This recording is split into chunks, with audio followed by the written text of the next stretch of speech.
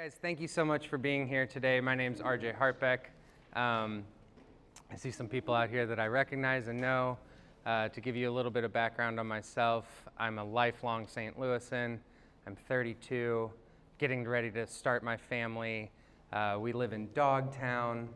I'm the product of the St. Louis University Business School. I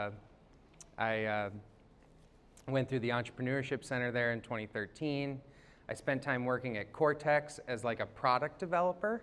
I'm kind of like a hardware nerd. I love tactile things and helping people develop products in the startup space that way.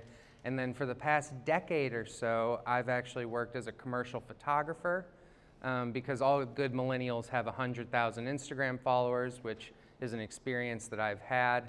And one day at my startup, they came and said, you can either help us chase the next 50 grand or you can walk. And I decided to go off and take pictures for the rest of my life. So I've been doing that work and I continue to do that work today, and we'll talk a little bit about why I continue to do that work in this talk. I'm one of the in-house creatives for the STL Made campaign, which I'm sure all of you get the ads for, hopefully, or seen our bus stops. And then in 2019, me and... Ooh, let me back up. We have a cord issue, guys. Oh, all good. Luckily, it's not affecting the recording sound. All good.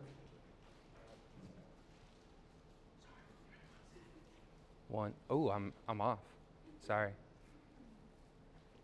How many people is this their first time at Tech Artista U City?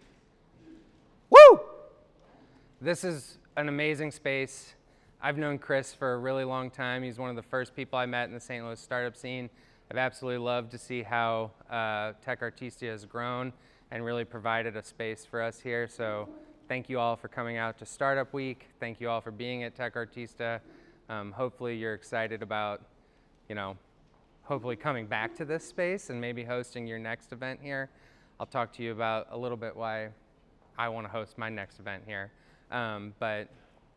This is one, I think, of the most inspiring spaces for young and growing businesses in St. Louis. So I think it's very special. That was a lot of hands, by the way. That's a good thing,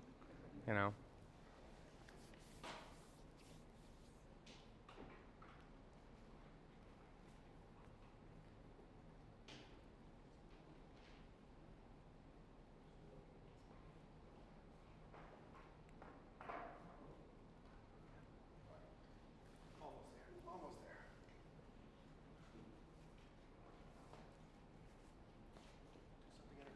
there. Well, I mean, I can't juggle.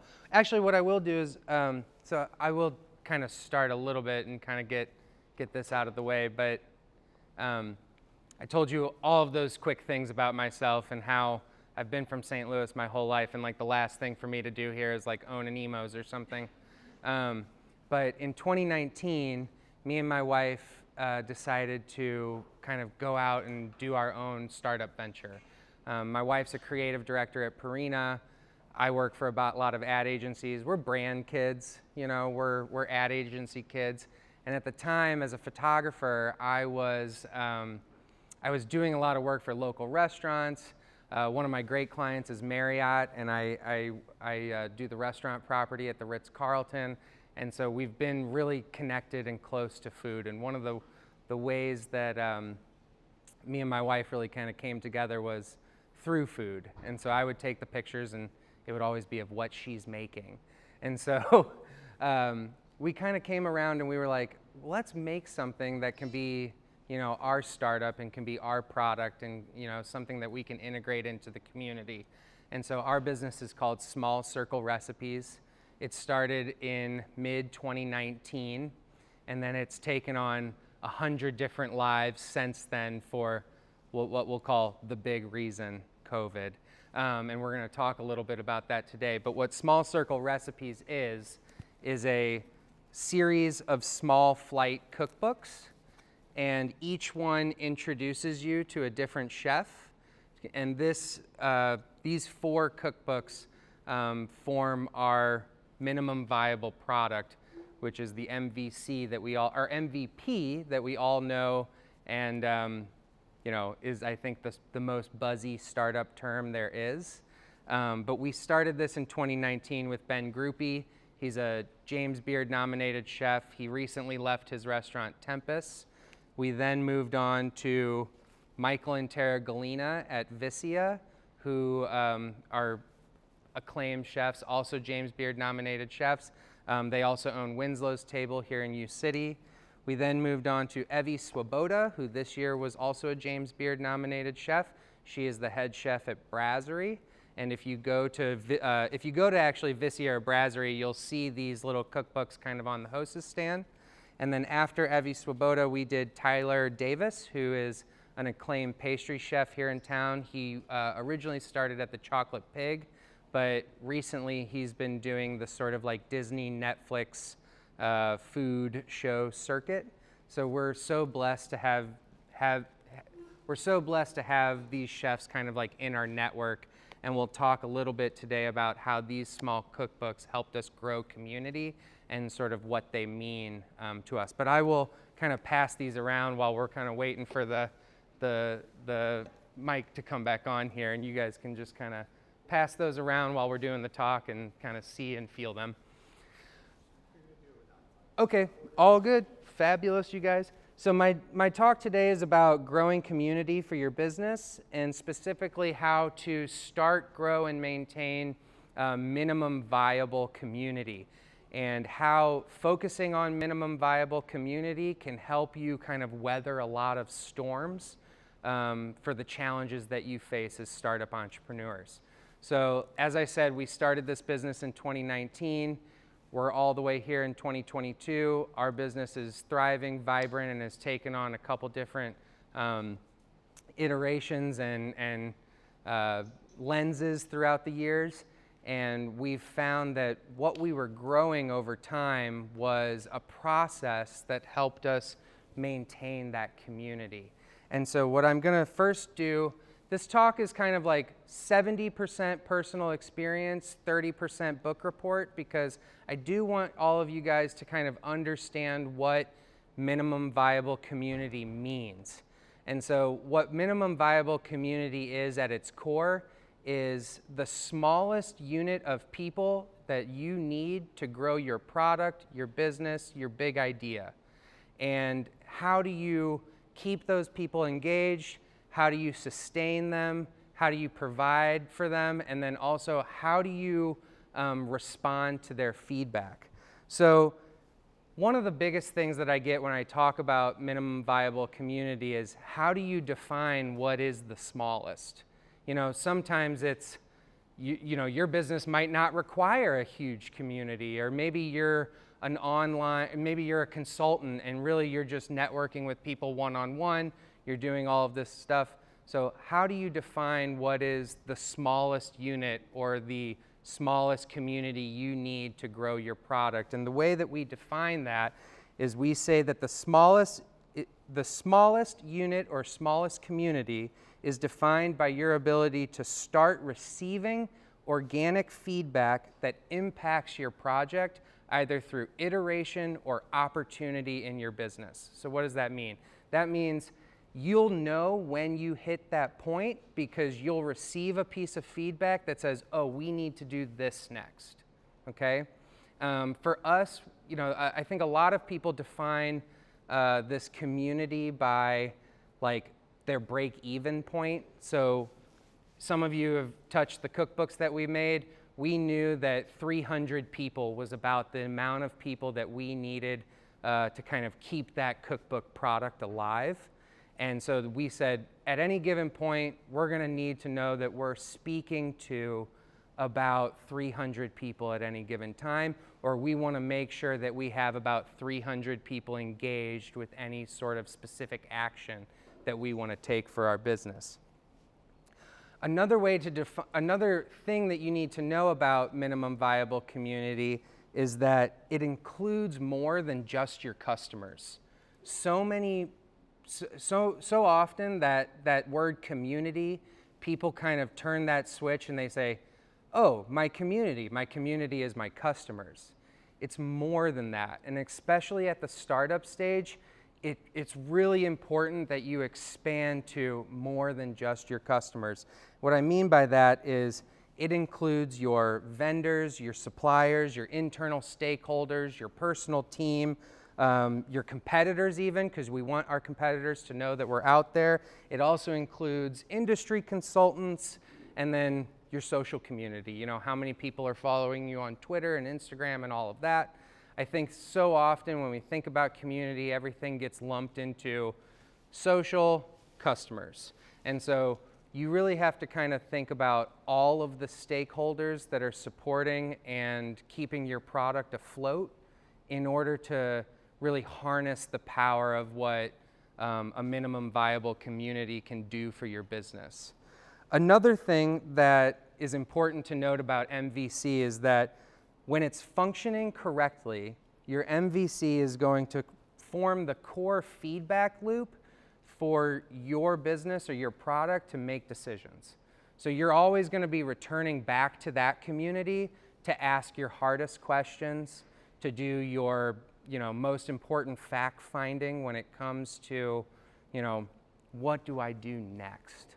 And when you focus on that, what you're going to find is that you're really going to start reaping the benefits from the MVC. You're going to reap the benefits of having that community established once you have your product.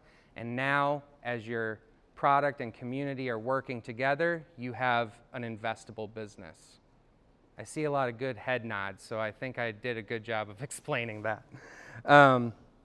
The other thing, too, I talked a little bit about it being more than just your customers. When we talk about customers today, it's also important that you've done the work to really define who your customers are.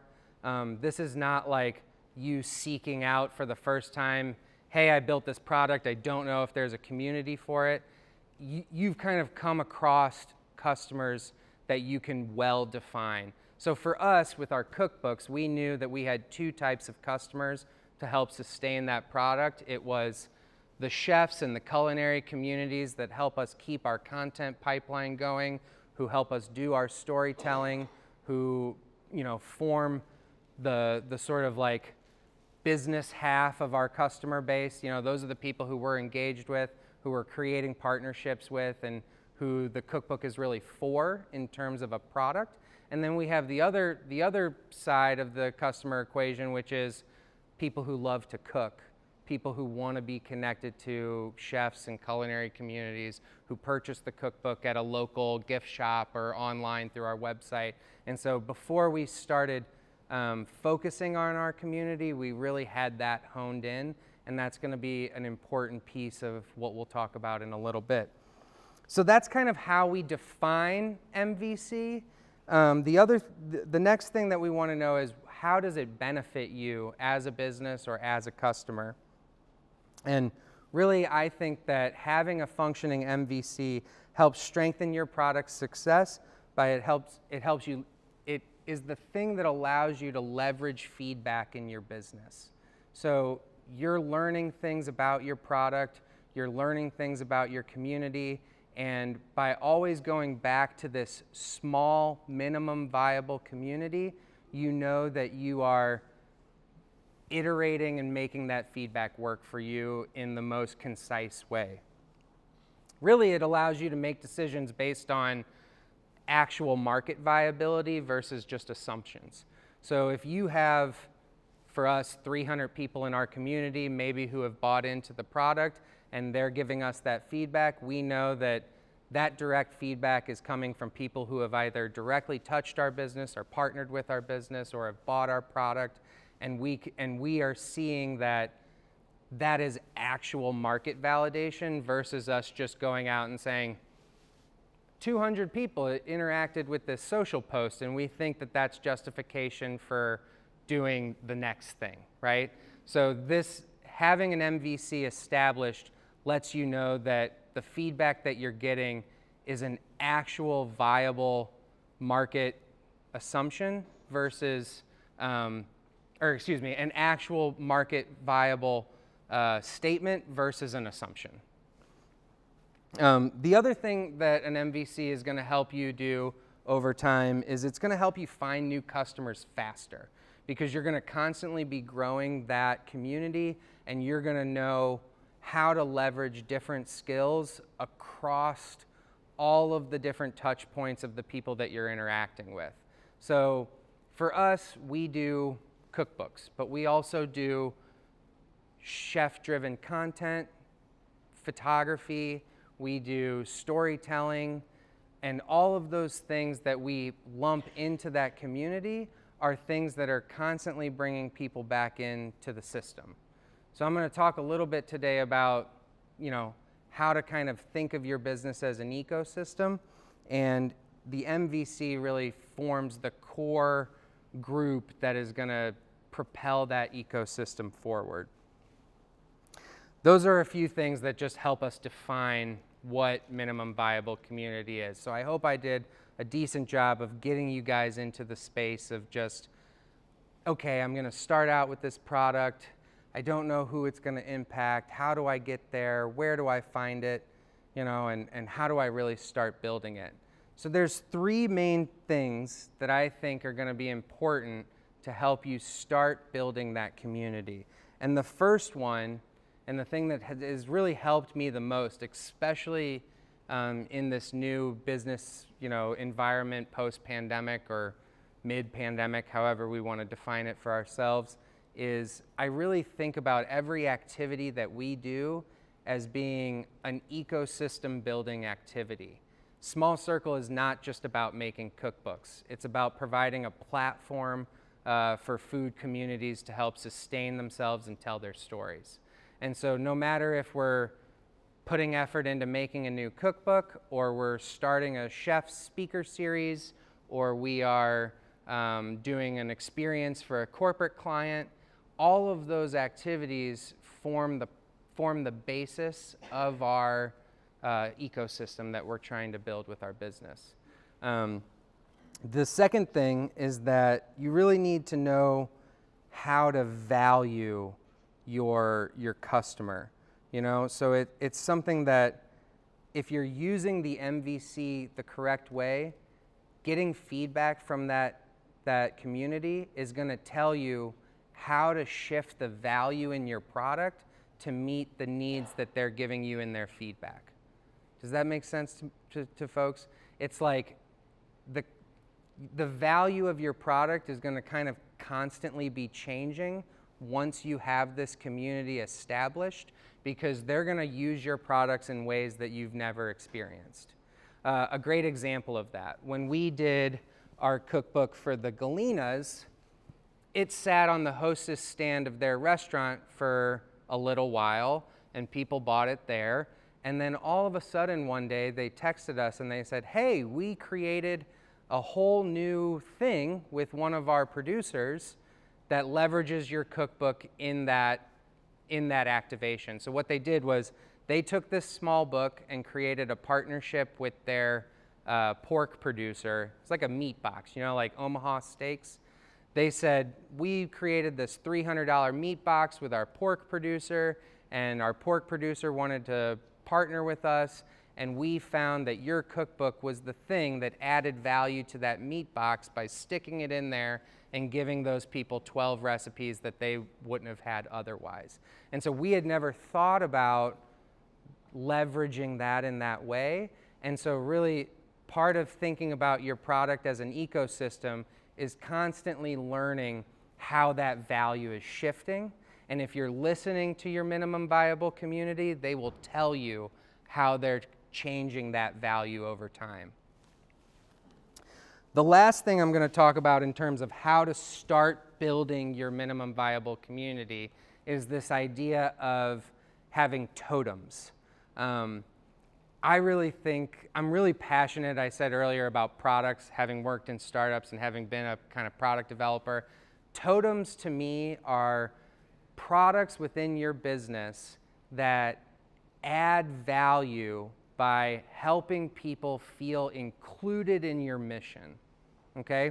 So the reason our cookbooks are super small, the reason they're only 12 recipes is because they're approachable to a wide group of people. It's our little totem that signifies that you're a part of Small Circle's culinary community. And that was a really, really big factor in helping us get our first customers, in helping us convince the restaurants, you know, James Beard nominated chefs to put these little cookbooks right on their hostess stand. It was a really big factor in helping us grow that community. So as much as you can think about your MVP as a totem, or even a promotional product as like a totem to your larger mission, it's going to help you ignite that community faster. And so I wanted to give you guys a couple other examples of what I'll call totem MVPs that are out here specifically in the St. Louis marketplace. The first one I think we're all pretty excited about, hopefully we're all soccer fans here, is the scarf. The scarf came out probably, if anybody's connected to the soccer team, I'm sorry if I'm butchering this, but this scarf came out before the stadium was done. But it allows people to feel that connection to what's being done down on Market Street around the stadium. It helps them form that community, and it helped them sell the whole first season out. You know, it helped them sell more season tickets than they even had. And that first thing was the scarf. Now, sports is kind of lucky because it's a community-driven industry kind of to start with, but I think it's important to also see like a physical thing, a totem that is really helping build that community. These will be available, I think, Wednesday. I'm not sure, but I'll be at the game. The other thing that I want to show you guys is just a simple candle. This is done by my friend Katie May. Katie owns a vintage shop here in town that's at City Foundry. It's called May's Place. She sells all of this great Western wear. It's a beautiful store. She curates. She has a team of content creators who are also working in her shop. And Katie started her business, or the first in-house product that Katie produced was this candle. Outside of resale vintage, you know? It was like, what did they first create that was kind of from their mind onto the shelf? It was these candles. And so these candles, really, the scents that they are, the way that they package them, their placement in the store, it's really helped them grow their community because people have these candles and they associate the scents with the mission of resale vintage and all of this kind of stuff. Katie is one of my favorite local entrepreneurs. She also runs the May's Place Night Market, which is at City Foundry, and they are doing 4,000 to 6,000 people at their event every time they do one now at City Foundry. So a really big showing of their community is coming out, and partially it started because these small candles. These are worth smelling, so I'm going to pass these around too. So those are just a couple examples of totems. I think it's really important to kind of integrate those. There's all kinds of examples that I'm sure you might be thinking of in your head. I think a really classic example is like faith-based communities. Obviously, faith-based communities have plenty of symbols within their communities that help them kind of draw people in, and these are just kind of the business versions of that. So it's something to kind of think about and consider when you say, how do I start growing out, you know, how do I start going out there and building my community? You know, do you have something that people can rally around? That's a little bit of that. So what I want to tell you guys mainly about today is a story about how we grew these cookbooks and how it started and how all of those lessons that I just gave you have kind of been extrapolated into our founding story. We started this business in 2019, middle of 2019, with the 4 chefs, and we did all this research about cookbooks. Cookbooks were a really interesting product category for us. Some of the things that we learned was that it was one of the only forms of print media that did not have its growth graph completely cannibalized by digitization, meaning that people were still excited about buying cookbooks. So that was our first indicator that maybe cookbooks might be a good thing to be into. We also learned that cookbooks were like a huge undertaking for chefs. It takes when you go to Barnes & Noble and you buy that $100, 300 page cookbook with 200 recipes in it, that is usually a 2-year time commitment from the culinary professional. It's also a $60,000 to $100,000 undertaking in terms of printing and development. And we looked at that and we said, well, that's kind of opposite on how we operate as a society now. You know, everything's instant, everything needs to be more iterative. How do we get the idea of the cookbook into a size and product more manageable for the type of community that we want to service? And so that's one of the reasons why we shrank these down, and it's one of the reasons why we think that these are a really great product, because now we've taken that whole timeline and we've turned it into about a 16-week timeline to produce 1,000 of these cookbooks. We can usually really ignite like the production process. We do 3 shoot days with the chef, we collect their recipes, we lay these out. We do produce them overseas, but we get a great return on investment by kind of doing that process. And that helped us kind of come around to, okay, now we have this MVP, you know, the product and the community. We thought about how the product creates the community by just the physical aspects of it, right? So that was the mid 2019.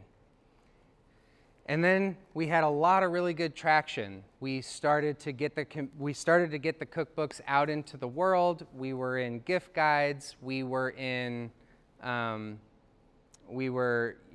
news stories about us. We went on the Meet Me in STL podcast for NPR. And in the first 6 months, we sold about $15,000 worth of cookbooks. It was a nice little start to our startup. And then the pandemic hit. And at the time, I was a commercial photographer, still am a commercial photographer, and we'll talk a little bit about why. But I was like, what do we do? We couldn't even talk to chefs because they were busy trying to save their entire industry. And we couldn't really talk to people who wanted to cook because everybody was inside and everybody was online. And me and my wife live in a small little Dogtown house, and we were like, we can't produce all of this kitchen content because literally we don't have enough space for the camera to show the recipe that we want to cook. We were like, what do we do? And so what we did was we went back to that initial community and those first customers that we had, and we said, what do you want us to do as a business that's focused on food? And at the time, restaurants were failing, people were closing their doors, and people were losing their jobs. And so we pivoted really quickly for about 3 months to a philanthropic project. We decided to build a platform that allowed people to submit recipes or make donations in an effort to help out-of-work restaurant employees. And we created something called the Extra Helping Cookbook, and we were able to create during lockdown a community-sourced cookbook that raised $15,000 for out-of-work restaurant employees. That was an incredibly fulfilling project for me because it directly helped both the communities that I wanted to support, and it also helped us get our first big sort of content client. We partnered with Feast Magazine on that. Fundraiser, and they came and said to us, you know, this is a great project, and we get pitched stuff like this all the time. But one thing that you did different that no one else has done is that when you came to us and said you wanted help with this fundraiser, you had already built the platform that people were going to use to participate in it. We did that by leveraging just no code tools that are out in the environment. We use something called Typeform to help gather those recipes and collect those donations. It's a great, it's like a survey tool. It's, I think, $7 a month for the free for like the light version. And what we found was that doing that fundraiser became this incredible lead gen project for our business. We collected 700 emails of chefs, restaurants, and restaurant employees and people who were passionate about cooking in 30 days. And it allowed us to, once again, visualize that minimum viable community. And so the story of how we started Small Circle is really just multiple activations that kept reiterating that community was there. Because during COVID, we didn't know, one of the things that I wanted to do once I realized that people were going home and learning how to cook was I wanted to double down on digital advertising and really push our product out there. But we were a small business. We were running it out of our homes.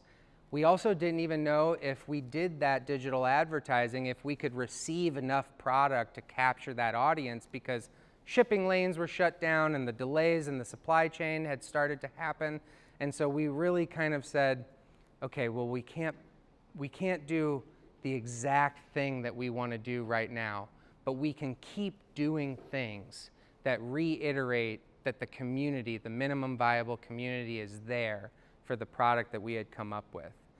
The third thing that we did, so the first thing we did was launch to give you a little recap. We launched in 2019, sold about $15,000 worth of cookbooks, found all these customers, found all these chefs, and established that there was a demand for this small flight cookbook that we had envisioned. The second thing that we did was that fundraiser where we gathered $15,000 worth of donations and also collected 700 industry-specific emails. The third thing that we did was monetize our content effort. And this is why I'm still a photographer today. And this is why I'm going to talk a little bit about content. I know some of you were here for the first talk. It was very content heavy. I love content. I'm a content creator. I use my camera every single day. If you, in your business, are not finding a way to also monetize your content effort, you are going to hit burnout so fast. And so what does that mean? We were doing little food videos and food photo shoots, and we were doing it internally for Small Circle Recipes, and I said, wait a minute, we can do this for other people and make money in the process. And it can once again show that our community is there for this product. So we went out and we did a bunch of photo projects for companies like Marriott, Stag Beer, local restaurants. We did a project with, I think we did a project with Phillips 66 Gas about their just about their hot dogs and stuff that they had in the restaurants, and we were just making content for them. We were we were basically selling agency services to larger brands during the pandemic to help sustain our business and keep this product alive. And so that again, once again, it showed that there was a community there for this type of content, for this storytelling, for this product, and for these cookbooks that was important for us to keep capturing.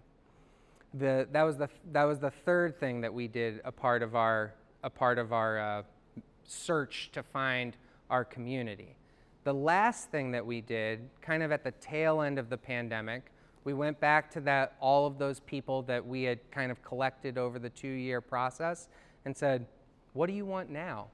Everybody was coming back out during the pandemic and they said, we want in-person experiences. We want to get out of our house again. So in the past 2 years, we've launched 2 offerings that are in-person activations under the Small Circle brand. One is, we call it the Small Circle Chef's Experience.